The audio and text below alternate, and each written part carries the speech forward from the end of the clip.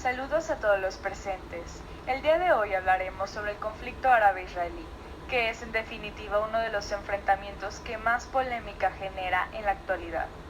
Un país creado por un grupo de judíos con ayuda de grandes potencias que invaden un territorio habitado por árabes desde hace siglos.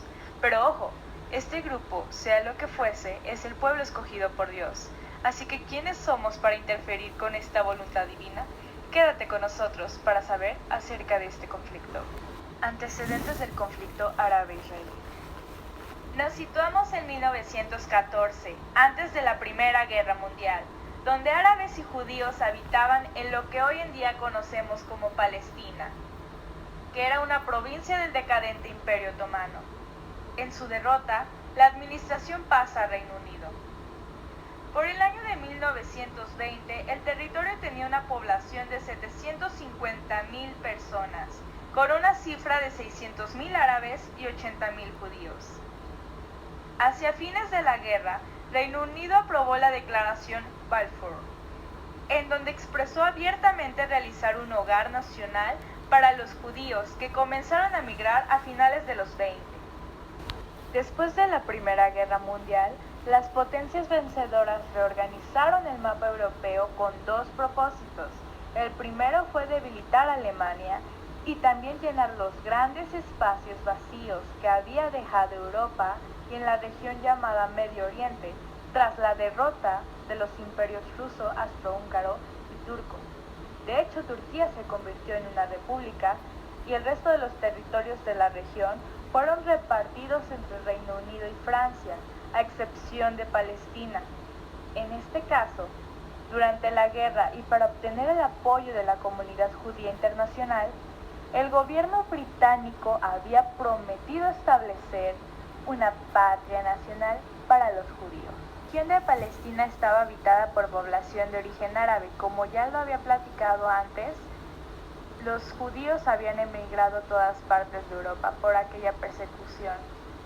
La llegada de los inmigrantes a la región provocó tensiones y enfrentamientos entre palestinos, árabes y autoridades británicas.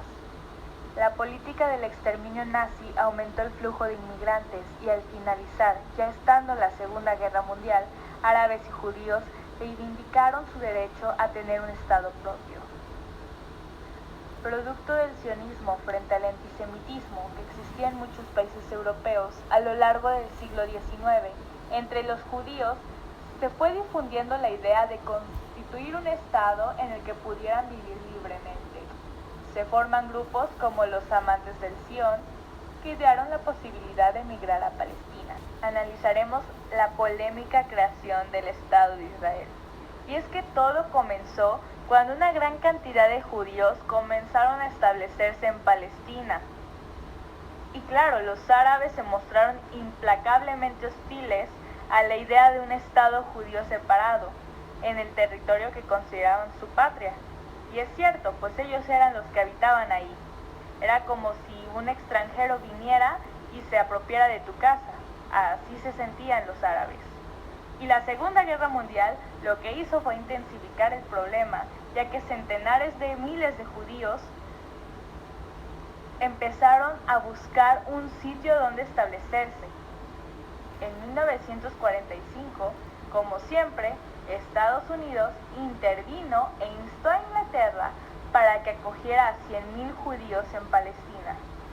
Árabe-israelí de 1948. El movimiento de protesta y disturbios de los árabes contra la partición se extendió rápidamente por Palestina. Al mismo tiempo, con la retirada de los británicos de algunas zonas, estalló el enfrentamiento entre árabes palestinos y sionistas por el control de estas. La mayor capacidad militar judía, tanto en número de hombres como en organización y en armamento, pronto dio la superioridad al naciente ejército sionista y a sus fuerzas militares paralelas. Entre diciembre de 1947 y mayo de 1948, la víspera de la proclamación del Estado de Israel y de la entrada en el conflicto bélico de los estados árabes, los sionistas ya habían conquistado prácticamente todo el territorio destinado al Estado judío, excepto Negev además de las ciudades árabes Safad, Jaffa y Tiberíades. Consecuencias del conflicto. Los tratados de paz previstos no llegaron a firmarse como tal y provocaron dos graves problemas de refugiados, el de los árabes en otros países similares y el de los judíos expulsados de los territorios árabes instalados en Israel. Próximamente se desembocaron en procesos de revoluciones y golpes de Estado por los diversos grupos árabes en contra de los israelíes. Por otro lado, la victoria de estos confirma la existencia del nuevo Estado de Israel, que rápidamente fue reconocido por Estados Unidos y la Unión Soviética. Este territorio no ha terminado, ya que la injusticia se sigue marcando. Israel es una gran potencia con avances tecnológicos y exportaciones con Estados Unidos, mientras que Cisjordania y Gaza son territorios paupérrimos que escasean de servicios económicos, médicos y de educación, y su única forma y alternativa de pedir auxilio es el terrorismo y las bombas que conocemos. ¿Ellos realmente serían los malos? Si nos ponemos a pensar, al cederle territorio a los judíos, ¿fue un acto de solidaridad o de egoísmo? ¿Se pensó realmente las cosas? Esta es una pregunta que no tendrá respuesta como tal. Esto fue todo por hoy. Muchas gracias.